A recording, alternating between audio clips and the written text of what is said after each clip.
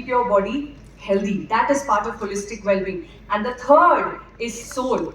And what helps your soul to feel nourished is to be निस्वार्थ. निस्वार्थ मतलब बिना स्वार्थ के कुछ करना, राइट? सेल्फलेसनेस बोलते हैं उसको, सेल्फलेस. लेकिन जब हम सेल्फलेसली किसी की सेवा करते हैं तो हमें खुशी मिलती है. वो खुशी भी तो हमारा स्वार्थ है. समझ रहे हैं आप इस बात को? तो निस्वार्थ में भी हमारा स्वार्थ है, लेकिन हमारा स्वार्थ क्या है कि हमें खुशी मिलती है जब हम किसी की सेवा करते हैं. और वो सेवा कैसे करते हैं? जब हम उन्हें कोई अच्छा एडवाइस दे सके, एक अच्छी सलाह दे सके, एक अच्छी डायरेक्शन में भेज सके. ये हुई हमारी सेवा. सेवा के लिए दो चीजें लगती हैं जन, दो चीजें, विलिंगनेस और एबिलिटी. विलिंगनेस मतलब इच्छा, एबिलिटी मतलब क्षमता. समझ लेते हैं इस बात को, क्योंकि बहुत लोग इस गलत फहमी में है कि वो बहुत सर्विस करते हैं, बहुत सेवा करते हैं. आपको दोनों चीजें समझनी है कि सेवा तब होती है जब इच्छा भी हो और क्षमता भी हो. आपकी इच्छा है, क्षमता नहीं है, आपके पास पैसे नहीं है सेवा करने के, या टाइम नहीं है, या समझ नहीं है, या नॉलेज नहीं है, तो आप कैसे कर पाएंगे सेवा? नहीं कर पाएंगे. सही बात है. आपके पास क्षमता है, इच्छा नहीं है, तो फिर क्या होगा? ड्यूटी. हर चीज ड्यूटी लगेगी. जैसे हम घर में सबकी सेवा करते रहते हैं और ऐसे ड्यूटी जैसी फीलिंग आती है, वो सेवा नहीं है. क्यों? क्योंकि उसमें इच्छा नहीं है. क्यों? क्योंकि आपको लगता है कि कोई पूछता ही नहीं है, कोई अप्रिशिएट ही नहीं करता, कोई तालियां ही नहीं बजा रहा है, कोई वैलिडेट ही नहीं करता है मुझे कि मैं कितना कर रही हूँ हर रोज घर में. तो जब हम सेवा करते हैं ना, हमें ये जानना बहुत जरूरी है और याद रखना जरूरी है कि हम उसको सिर्फ अपने लिए कर रहे हैं. निस्वार्थ में भी स्वार्थ है, और उस स्वार्थ में कोई बुराई नहीं है. जिस भी स्वार्थ की वजह से किसी और की जिंदगी अच्छी बन सकती है, उस स्वार्थ में कोई बुराई नहीं है. लेकिन ये गलतफहमी में ना रहे कि आप किसी और के लिए सेवा कर रहे हैं, क्योंकि अगर आप किसी और के लिए कर रहे हैं तो वो सेवा है ही नहीं, है ही नहीं. फिर तो हम अपने आप को प्रूव कर रहे हैं. किसी और की तालियों के लिए अगर हम कुछ कर रहे हैं तो फिर वो सेवा है ही नहीं. सेवा हमेशा हम अपने लिए, अपने मन की खुशी के लिए करते हैं. अगर वहां पे खुशी नहीं है तो सेवा करने का कोई मतलब ही नहीं है. समझ रहे हैं इस बात को? राइट? सो जब निस्वार्थ, निरोग और निडर बन जाए हम, तब जाके हम होलिस्टिक वेलनेस के लिए तैयार हुए. ये अंडरस्टैंडिंग हमें कोई नहीं देता है. ये अंडरस्टैंडिंग मैं आपके पास छोड़ना चाहूंगी आज, और मैं चाहूंगी कि आप इसको बार बार याद दिलाएं खुद को कि होलिस्टिक वेलनेस होती क्या है.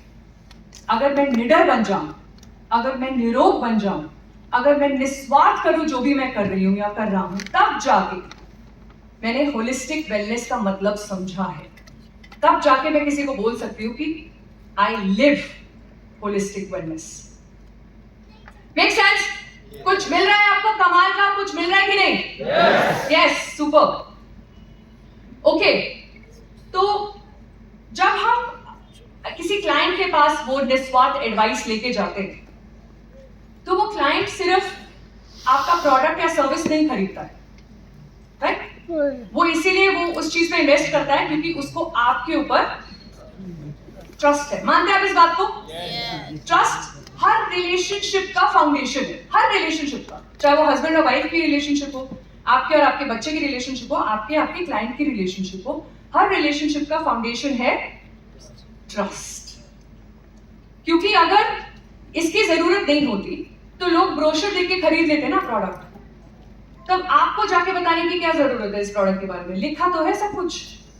लेकिन जब आप बताते हैं ना, तो उन सब चीजों पे ज्यादा विश्वास होता है. क्यों?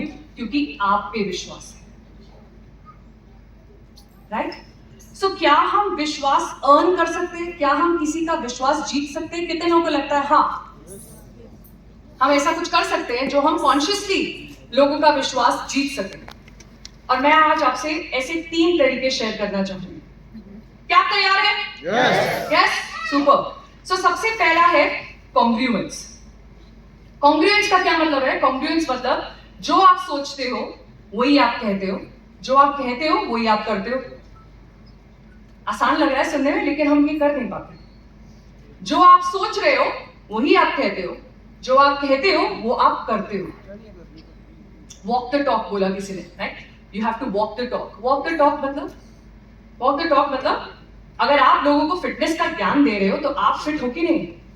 अगर आप लोगों को ये एडवाइस दे रहे हो कि भाई वेलनेस जरूरी है, आपने अपनी वेलनेस पे कुछ किया कि नहीं? राइट? सो एक पॉइंट पे मुझे लगा कि बहुत फिटनेस कॉम्प्रोमाइज हो रही है लाइफ में, मुझे एक जिम ज्वाइन कर लेना चाहिए और उसके लिए मुझे पर्सनल ट्रेनर की जरूरत पड़ेगी. तो मैंने बहुत रिसर्च किया, तब जाके बॉम्बे के 2 टॉप ट्रेनर्स मुझे पता चले और उनका नाम है भारी और भरकम. राइट? ये दोनों मुंबई के टॉप ट्रेनर्स हैं. तो अब मैं आपका एडवाइस चाहूंगी कि मैं इनमें से किसको अपना पर्सनल ट्रेनर अपॉइंट करूं, भारी को कि भरकम को? कितने लोगों को लगता है कि भरकम को साइन अप करना चाहिए एज पर्सनल ट्रेनर? सारे हाथ खड़े नहीं है, मतलब कुछ भारी की तरफ भी हैं. कितने लोगों को लगता है कि भारी बेचारे को भी मौका दो, दयालु है हम? हाँ, आपको लगता है ना सर, दया है ना? लेकिन दया की वजह से थोड़े ना अपने आप को सरेंडर कर देंगे. क्यों नहीं करेंगे? भारी को क्यों नहीं देंगे? बेचारा कितना खुश है, बचपन से उसकी इच्छा थी ट्रेनर बनने की, बन भी गया, लिविंग हिज ड्रीम, अपना सपना जी रहा है भारी. क्यों हम इसको ट्रेनर नहीं चूज कर सकते? आपने कैसे डिसाइड किया कि भरकम ही अच्छा ट्रेनर रहेगा? हाँ, वैसा बनना नहीं चाहते. He is fit, है ना? तो अगर कोई खुद ही फिट नहीं है तो वो हमें कैसे फिट रख पाएगा? Is that right? Which means that we need to walk the talk. And that is true for everything. अगर आप खुद ही अपनी वेलनेस पे ध्यान नहीं देते तो कोई आपकी से वेलनेस एडवाइस क्यों लेगा? अगर आप खुद ही अपनी एज से ज्यादा बड़े दिखते हैं तो कोई आपसे आके क्यों पूछेगा कि मैं कैसे यंग रहूं? अगर कोई 60 के हैं और वो 50 के लगते हैं तो आप पूछेंगे ना क्या खाते हो, कब सोते हो? अभी कोई शेयर कर रहे थे ये बात. लेकिन अगर आप 50 के हैं और आप 60 लग रहे हैं तो कोई आके क्यों पूछेगा कि आप बताइए मुझे अपनी वेलनेस के लिए क्या करना चाहिए? तो क्वेश्चन आपके लिए है कि आप इतनी बड़ी इंडस्ट्री का एक बहुत बड़ा हिस्सा है, एक बहुत बड़ी कंपनी के बिजनेस ओनर हैं, आप अपनी वेलनेस के लिए क्या कर रहे हैं? क्योंकि जब तक आप कन्विंस नहीं हैं कि आप अपनी वेलनेस के लिए कुछ कर रहे हैं, तब तक आप ना किसी को कन्विंस कर नहीं पाएंगे. You have to be convinced first कि ये दिस वर्क्स, इसमें कुछ सेंस है, इसमें कुछ मतलब है. जिस दिन आप कन्विंस हो गए ना, तो ना तो सेल्स पे कोई हेजिटेशन रहेगी, ना डर रहेगा, और ना ही आपके नंबर्स वहां होंगे जहां हैं, चाहे जो भी हो, चाहे 1 करोड़ एक महीने का हो, आप आराम से 2, 3, 5 करोड़ कमा सकते हैं. कोई और कमा सकता है तो मैं क्यों नहीं कमा सकती? आप क्यों नहीं कमा सकते? वही इंसान है आपके जैसा, मेरे जैसा, राइट? लेकिन उसके अंदर कन्विक्शन हमसे ज्यादा है. जिस दिन आपकी कन्विक्शन बढ़ गई, उस दिन ये नंबर के आगे 0 लगाना कोई बड़ी बात नहीं है. मानते हैं आप इसको? Yes. Right, so that is the first way to earn trust, congruence. आपको अपनी जो आप प्रीच कर रहे हैं उसको आपको प्रैक्टिस करना पड़ेगा. जो आप लोगों को ज्ञान दे रहे हैं उसको आपको इंप्लीमेंट करना पड़ेगा. जितना आप करेंगे उतना आप ट्रस्ट कमाएंगे लोगों के साथ, राइट? और जब रिलेशनशिप बन जाता है ना, तब रेवेन्यू अपने आप आता है. Revenue is a function of relationships, right? Let's look at another way to bring in trust, and that is connection. Connection, which is a human to human connection. आजकल आर्टिफिशियल इंटेलिजेंस का जमाना है और artificial intelligence हमें सब कुछ तैयार करके दे रही है, लेकिन एक चीज जो आर्टिफिशियल इंटेलिजेंस नहीं कर पाएगी वो है एक इमोशनल कनेक्शन, जो सिर्फ एक इंसान दूसरे इंसान के साथ बना सकता है. और उसको बनाने के लिए सबसे ज्यादा इंपॉर्टेंट है एक स्किल जिसको बोलते हैं लिसनिंग स्किल. अगर हम फिजिकली बहरे नहीं है तो हम सुन रहे हैं, राइट? लेकिन वो सुनना और ध्यान से सुनना अलग चीज है. Do you agree? राइट? हमारे घर के लोग कई बार एक ही चीज बार बार बोलते रहते हैं, तो हमारे अंदर इतनी इम्यूनिटी है ना कि हम उससे भी इम्यून हो जाते हैं. हमें सुनाई ही नहीं देता वो क्या बोल रहे हैं. ऐसे हमारे बच्चे इम्यून हो जाते हैं. एक ही चीज हम उनको बार बार बोलते रहते हैं, उनका सुनना ही बंद हो जाता है. सुन सकते हैं लेकिन सुन नहीं रहे. They're not able to listen. So एक स्टोरी शेयर करना चाहूंगी और फिर मैं आपको एक टिप दूंगी कि कैसे हम बेटर लिसनर्स बन सकते हैं. क्योंकि अगर आप बेटर लिसनर बन गए ना तो अपने आप आपके रिश्ते और उनकी क्वालिटी यहाँ होगी रियली हाई। बिकॉज हमारे रिश्तों में एक कमी जो है वो ये है कि हम एक दूसरे को सुनने के लिए तैयार ही नहीं है। हम सबको अपनी आवाज़ इतनी पसंद है ना कि हमें सिर्फ अपनी आवाज़ सुननी है और किसी की आवाज़ सुनने के लिए हम तैयार ही नहीं है। सो एक मेरे क्लाइंट मेरे पास आए, बोले मैम आपको पता है मैं इंट्रोवर्ट हूँ, मुझे नहीं अच्छा लगता ये इवेंट्स में जाना, ये नेटवर्किंग इवेंट्स में जाना, लोगों से बात करना जिनको मैं नहीं जानता, अभी क्या बात करूँ, कितनी बात करूँ, तो मुझे नहीं पसंद है। आप में से कितने लोगों को लगता है आप रिलेट कर सकते हैं इस बात को कि नहीं मुझे भी नहीं अच्छा लगता ऐसे नेटवर्किंग इवेंट में जाना, सबको अच्छा लगता है, क्या बात नहीं। सो मेरे क्लाइंट ने बोला कि देखो मैं थोड़ा इंट्रोवर्ट टाइप का इंसान हूँ, मुझे नहीं अच्छा लगता। लेकिन अब क्या हुआ कि मेरी जो बीवी है ना, उन्होंने ऑफिस में कुछ कमाल कर दिया है और उनको अवार्ड मिल रहा है। अब ये अवार्ड सेरेमनी में उन्होंने फैमिली भी बुलाने को कहा है कि फैमिली लेके आइए, तो मुझे जाना पड़ेगा। अभी बीवी को मना करूँ तो उन्हें लगेगा कि मैं खुश नहीं हूँ उनकी खुशी में, तो अब मुझे जाना पड़ेगा। अब मैं क्या करूँ, मुझे नहीं जाना, क्या बात करूँ मैं, राइट? मुझे आप ना तैयार करो, मुझे ये कोचिंग चाहिए कि आप मुझे तैयार करो कि कॉन्वर्सेशन कैसे करते हैं, कैसे मैं अपनी कॉन्वर्सेशन स्किल को इम्प्रूव करूँ। कितने लोग ये इम्प्रूव करना चाहेंगे अपने लिए? यस। हाँ, कि थोड़ा कॉन्वर्सेशन स्किल इम्प्रूव हो जाए तो बढ़िया हो जाएगा। तो मैंने उनको जो एडवाइस दिया, आपके लिए भी वही एडवाइस देना चाहूंगी। तो मैंने कोई सिंपल सी चीज बोली, आप ऐसा करो, आप वो पार्टी में जाओ, अच्छे खासे स्मार्ट वार्ट बन के जाओ, बिल्कुल डैशिंग सूट, बैठो और लोगों को बोलने दो, आप सुनो, ठीक है? आप सुनो और जब वो सांस लेने के लिए रुके ना और आपकी तरफ देखें कि यार ये इंसान कुछ बोलेगा, तब आपने जो समझा है ना उनसे, वही उनको वापस बता दो, राइट? अपना कुछ मत लगाओ सामने आए, ठीक है? सुन लो अच्छे से और अपने वर्ड्स में जाके बता दो, भाई साहब मेरे ख्याल से आप जो कहना चाह रहे हो ना वो ये, हाँ हाँ ये, फिर वो और बोलेंगे, आप थोड़ा और समझो और फिर अपने शब्दों में बता दो कि आप क्या समझे। तो वो बोले बस इतना ही करना है। मैंने कहा हाँ इतना ही सिंपल है, आप इतना करके आप देखते फिर क्या होगा। तो वो गए इवेंट में, उन्होंने एग्जैक्टली ऐसा ही किया। और जब वो घर पहुंचे तो उनकी वाइफ को मैसेजेस आने लग गए। अगले दिन ऑफिस में भी लोग पकड़ पकड़ के उनको बोल रहे हैं, यार आपके हस्बैंड तो क्या कैरिज्मेटिक इंसान है और क्या वो आर्टिकुलेट करते हैं, मतलब बातों को कितना क्लियरली बोल देते हैं, वो कितने अच्छे तरीके से समझाते हैं अपनी बात। तो उनकी बीवी तो प्राउड है, मेरे हस्बैंड के बारे में बात हो रही है, वाह। तो उन्होंने जाके बोला कि देखिए आपके बारे में लोग क्या क्या बोल रहे हैं। क्या बोल रहे हैं? कैरिज्मेटिक, मैंने तो कुछ कहा ही नहीं। आर्टिकुलेट, मैंने तो कुछ बोला ही नहीं। आप समझ रहे हैं इस बात को? ये एग्जैक्टली ये वर्ड्स यूज किए लोगों ने इवेंट में। This is a true story. क्यों? क्योंकि जब हम सुनते हैं तब लोग अपनी एग्जिस्टेंस फील कर पाते हैं। They feel that they are there, they are present, and their presence is acknowledged when somebody is ready to listen. Listening communication का 70% part है। 70% of your communication is listening. If you improve your listening, तो चाहे आपकी speaking में कुछ कमी रह जाए उससे कोई फर्क नहीं पड़ेगा, लेकिन आपको अगर लिसनिंग की एबिलिटी है, अगर आपको ये स्किल आती है, तो आपकी कम्युनिकेशन अपने आप बहुत सारे लोगों की कम्युनिकेशन से बहुत बेहतर होगी। और जितनी अच्छी कम्युनिकेशन होगी उतने अच्छे रिलेशनशिप्स बनेंगे, क्योंकि कम्युनिकेशन से ही रिलेशनशिप्स और कनेक्शंस बिल्ड होते हैं, राइट? तो क्या आप अपनी लिसनिंग स्किल्स इंप्रूव करना चाहेंगे? राइट? तो मैं आपको एक फॉर्मूला देने वाली हूँ, बहुत ही सिंपल फॉर्मूला है और बहुत आसान रहेगा याद करने के लिए, अगर आप ये फॉर्मूला अपनी नोटबुक में अभी लिख लें तो। और ये है FIJI फिजी। FIJI फिजी, एक साथ बोलेंगे फिजी, जोर से फिजी।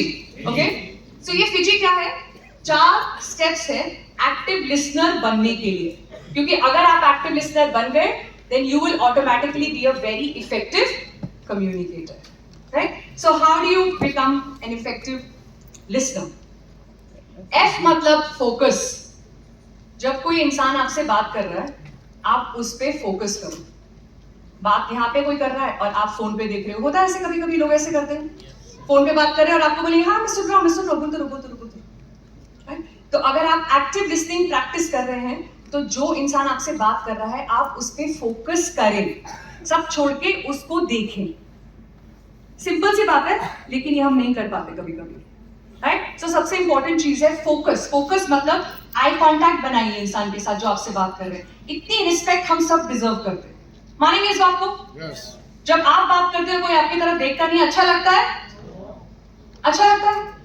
बुरा लगता है ना? ऐसे सबको बुरा लगता है, right? So when we are listening we need to create that eye contact and focus. Eye is interest. Interest मतलब उस इंसान की बात में इंटरेस्ट दिखाना। कैसे इंटरेस्ट दिखाते हैं हम? जैसे अगर मैं भी कुछ लोगों को देख रही हूँ, वो चेयर के थोड़ा सा आगे बैठे हैं, लीन फॉरवर्ड कर रहे हैं, ऐसे नॉट कर रहे हैं सर, राइट? अगर मैं कुछ फनी बोल रही हूँ, आप हंस रहे हैं, तो आप अपनी बॉडी लैंग्वेज से बिना कोई एक शब्द बोले ये बात मुझसे कंफर्म कर रहे हैं कि मैं आप तक पहुंच पा रही हूँ और जो मैं बोल रही हूँ आप समझ रहे हैं। मानते हैं इस बात को, राइट? सिर्फ अपनी बॉडी लैंग्वेज से। और इस बॉडी लैंग्वेज के थ्रू हम लोगों की बातों में इंटरेस्ट दिखा सकते हैं। सो एक बॉडी लैंग्वेज का एक बहुत इंपॉर्टेंट रूल ये है, उसको बोलते हैं बॉक्स लैंग्वेज। मतलब अगर जैसे आप यहाँ बात कर रहे हैं तो मुझे इस तरीके से बात नहीं करनी चाहिए। आप पूरी बॉडी उस इंसान की तरफ अगर घुमा के बात करें तो ज्यादा अच्छा कनेक्शन बिल्ड होता है। कभी कभी हम इस तरह ऐसे या ऐसे बात करते हैं, राइट? तो थोड़ा सा अगर कष्ट दें खुद को और पूरी बॉडी उनके सामने पैरेलल रखकर तब हम उन्हें इंटरेस्ट दिखाएं तो हम उनको ज्यादा रिस्पेक्ट भी दे रहे हैं और उनकी बात अच्छे से सुन भी पा रहे हैं। अपने लिए आसान बना रहे हैं बात सुनना। क्योंकि एक बात स्पष्ट है और सच है कि स्पीकर की एनर्जी बहुत कम यूज होती है। जो लिसनर्स होते हैं ना, उनकी एनर्जी ज्यादा लगती है। जो आप कर रहे हैं ना अभी शाम से पूरी शाम, ये बहुत मुश्किल काम है। और मैंने अपने टॉक में सबसे पहले यही बात एक्नॉलेज की, क्योंकि ये सच है। बैठकर सुनना बहुत मुश्किल है, क्योंकि आपको सारे टाइम कॉन्सेंट्रेट करना पड़ेगा ना। फिर आपका माइंड जाएगा वर्ल्ड टूर पे, घूम घूम के आएगा वापस, वो स्पीकर अभी भी वहीं खड़ा है। फिर आपको एक बात समझ में आएगी, फिर आप चले जाएंगे कहीं और, या तो पास्ट में या तो फ्यूचर में। बहुत मुश्किल है। स्पीकर के लिए आसान है, क्यों? क्योंकि मुझे मालूम है ना मैंने क्या बोलना है। लेकिन आपको थोड़ी मालूम है आपको अभी क्या सुनना है, कितनी देर सुनना है और क्या क्या सुनना है। इसलिए दलाई लामा क्या बोलते हैं कि when you talk you can only share what you know। जब आप बात करते हैं तो आप सिर्फ उतना ही बोल सकते हैं जितना आपको पता है। But when you listen you learn। पर जब आप सुनते हैं तभी आप सीखते हैं। तो सुनने में अपना बहुत बड़ा स्वार्थ है। ये कोई निस्वार्थ काम नहीं है, बहुत बड़ा स्वार्थ है। क्यों? क्योंकि अगर हम बैठे हैं नोटबुक लेके तो कुछ सीखने के लिए बैठे, लेकिन अगर सुन ही नहीं रहे तो फिर क्या ही सीखेंगे, राइट? सो फिजी, focus and show interest through body language. जे और आई ये दो स्टेप हैं जो हमें नहीं करने हैं, और ये याद रखना भी जरूरी है कि क्या नहीं करना है। कई बार हम ऐसे लीडर्स मिलते हैं हमें लाइफ में जो हमें ये नहीं सिखा पाते कि अच्छा लीडर कैसे बनना है। वो हमें ये सिखाते हैं कि क्या नहीं करना है अच्छा लीडर बनने के लिए। आपने ऐसे लोग देखे हैं लाइफ में? हाथ ऊपर कीजिए कि जिनको देख के लगता है कि भाई आप thank you for telling me कि क्या नहीं करना चाहिए जब मैं आपके लेवल पे पहुंची थी। तो इंपॉर्टेंट सीख है। तो ये दो चीजें जो है ना, ये हमें नहीं करनी है। और वो क्या है? जे से कोई गेस करेंगे क्या होगा? जे जज। वाह वाह, क्या बात है। जजमेंट। जजमेंट मतलब ऑलरेडी ऑलवेज लिसनिंग।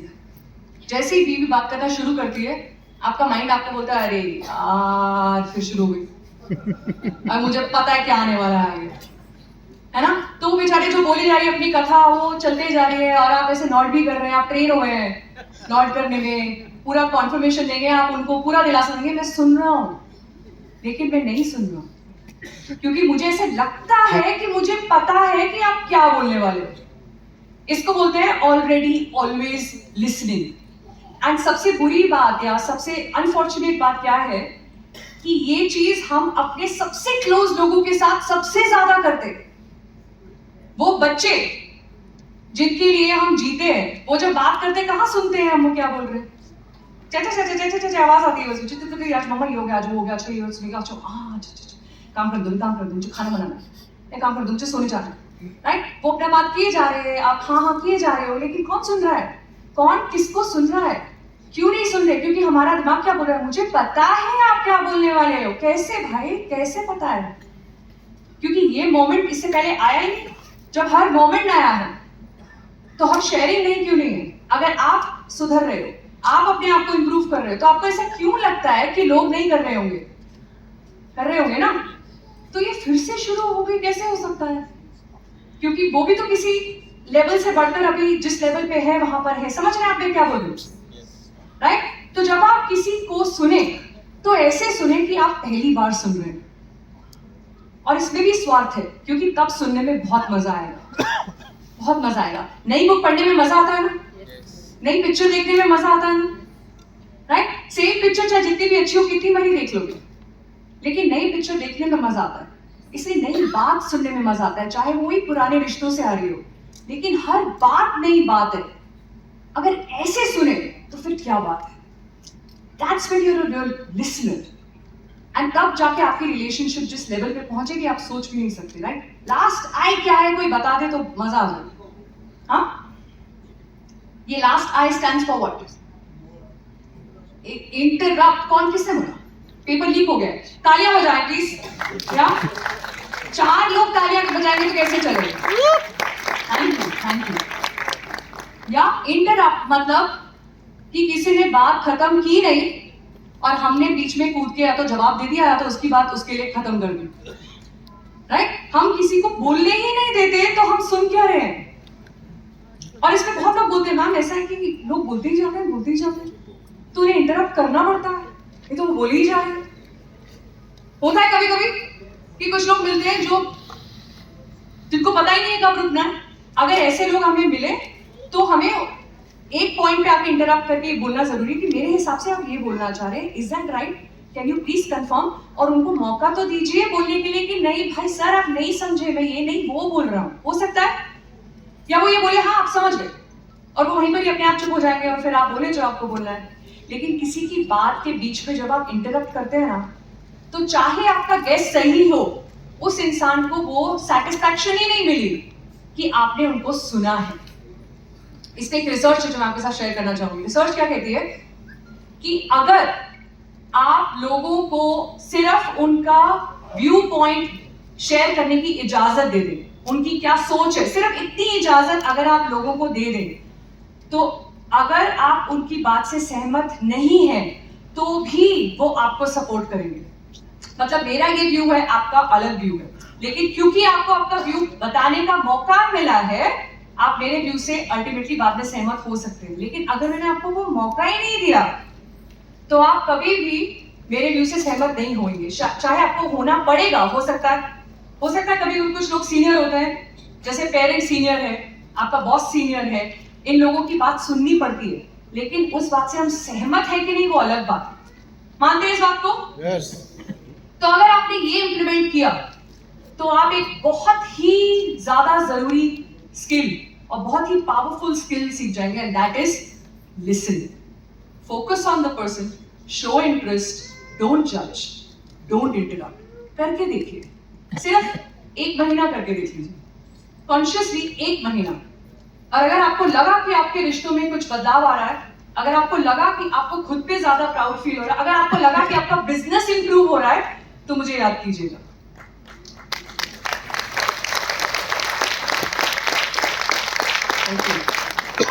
और तीसरी चीज है क्रेडिबिलिटी। क्रेडिबिलिटी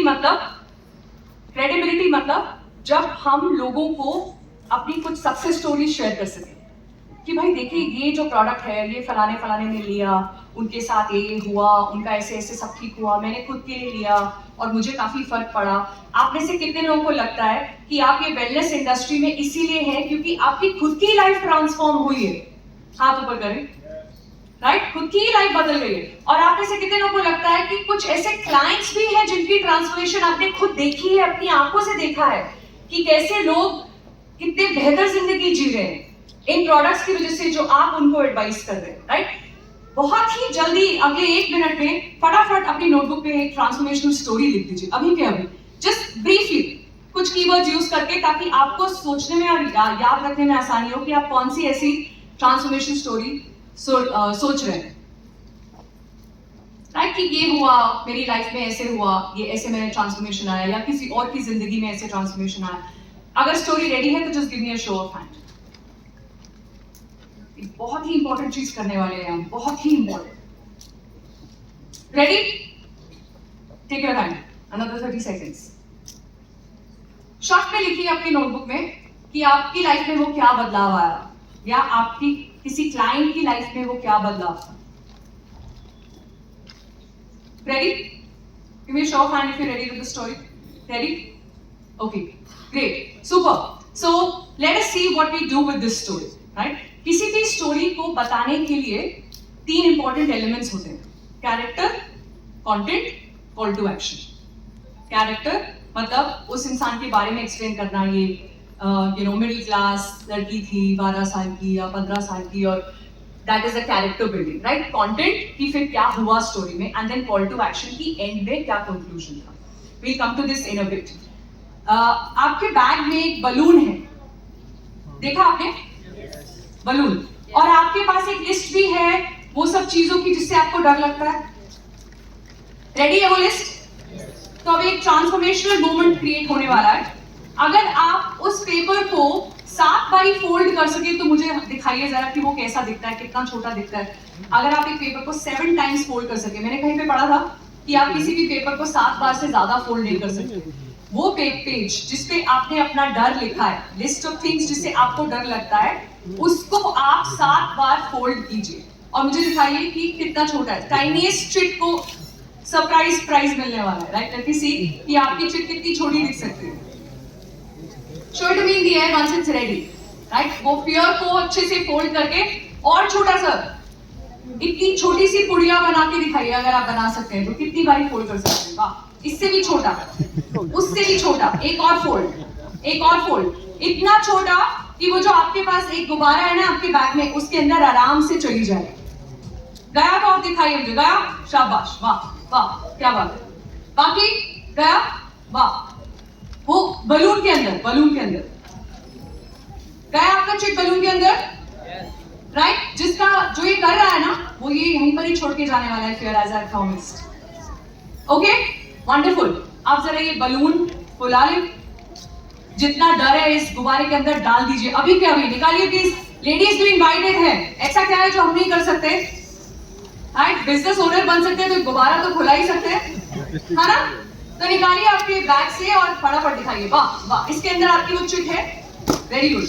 अगर फुट गया तो एक और गुब्बारा प्लीज, यहाँ पे एक्स्ट्रा बलून्स प्लीज लीजिए। रेडी? अगर आपका बलून रेडी है तो मुझे दिखाइए हवा में। वाह, wonderful wonderful ma'am, wonderful, super, thank you sir. हाँ, थोड़ा और डर धरिए ना, इतना कम डर कैसे चलेगा? सारा छोड़ के जाना है अंदर। रेडी? वाह, last row. Ready? Ready everybody? Where are your balloons? किधर है आपके गुब्बारे? Can you have some music? Ready? दिखाइए हवा में, come on, let's see. Super super. ओए यार अभी नहीं बोलना है। अगर एक और चाहिए तो हाथ ऊपर कीजिए, आपके पास फौरन पहुंच जाएगा एक और। Okay, wonderful, alright. Now let's do a very powerful exercise together. अरे ओके, तो ये जो गुब्बारा है ना, इसको हम हाथ में पकड़ लें, दोनों हाथों के बीच, दोनों हाथों के बीच। We change the music.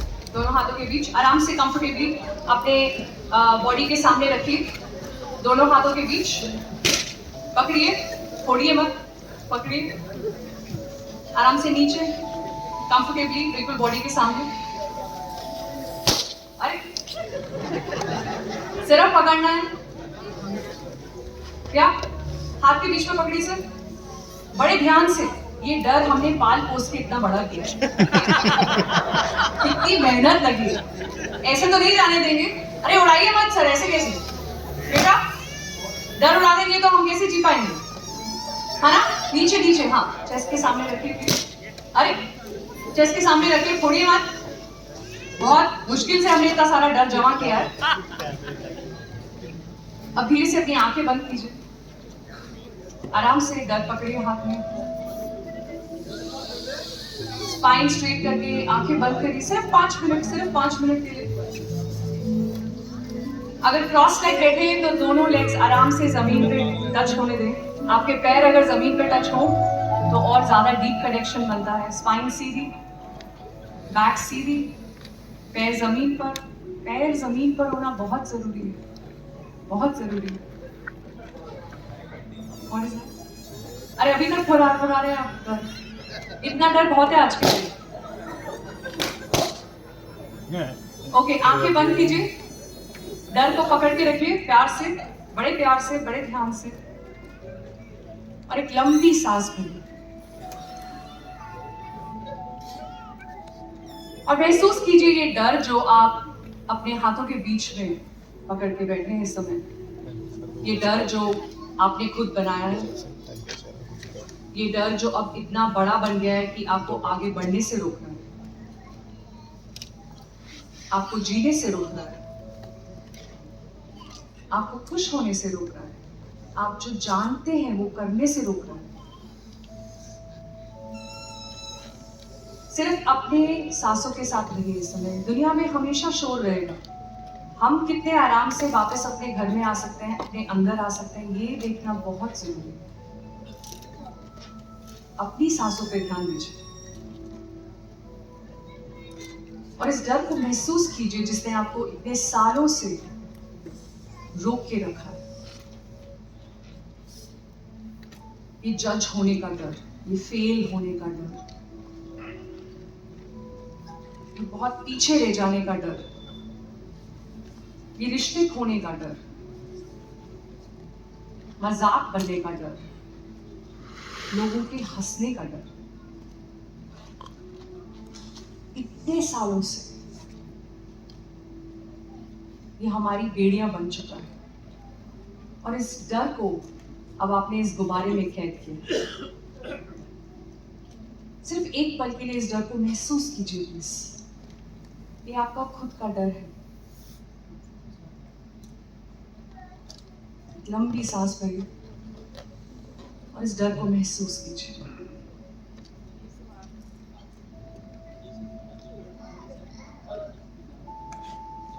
और अब धीरे से अपना ध्यान उस क्षण पे लेके जाइए जब आपने किसी के चेहरे पर वो मुस्कुराहट देखी जो आपकी वजह से आई थी। वो जिंदगी जो वो अब जी रहे हैं, जो आपके किसी एडवाइस की वजह से, आपके किसी कॉन्वर्सेशन की वजह से उनकी जीवन को बदल चुकी है।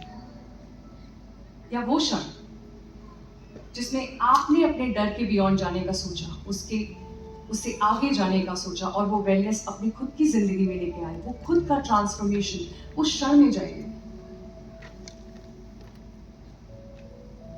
और उस खुशी को महसूस कीजिए।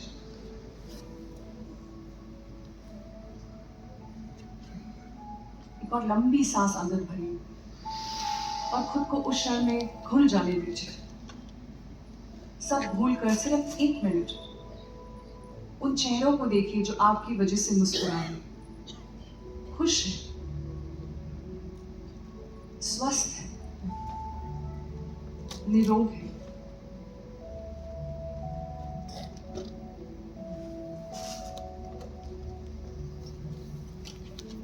लंबी सांस भरिए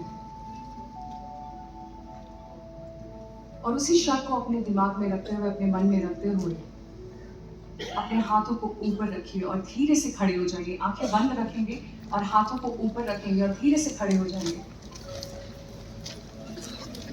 क्योंकि इस डर के होने के बावजूद भी आप वो क्षण अपनी जिंदगी में ला पाए हैं। वो मुस्कुराहट, वो गर्व, वो निस्वार्थ भावना, और उस क्षण को सोचते हुए अब इस डर को जाने दीजिए। अपनी आंखें खोलिए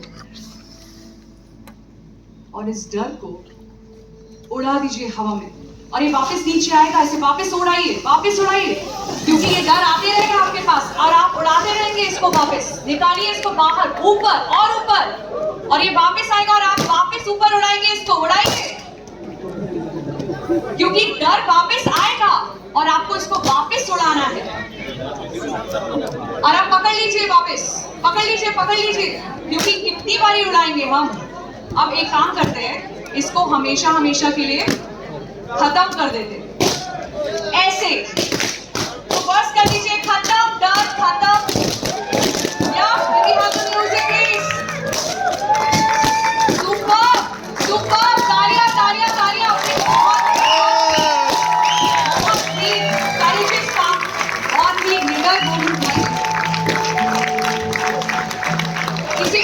कवि ने कहा है कि नहरों से डरकर नौका पार नहीं होती, कोशिश करने वालों की कभी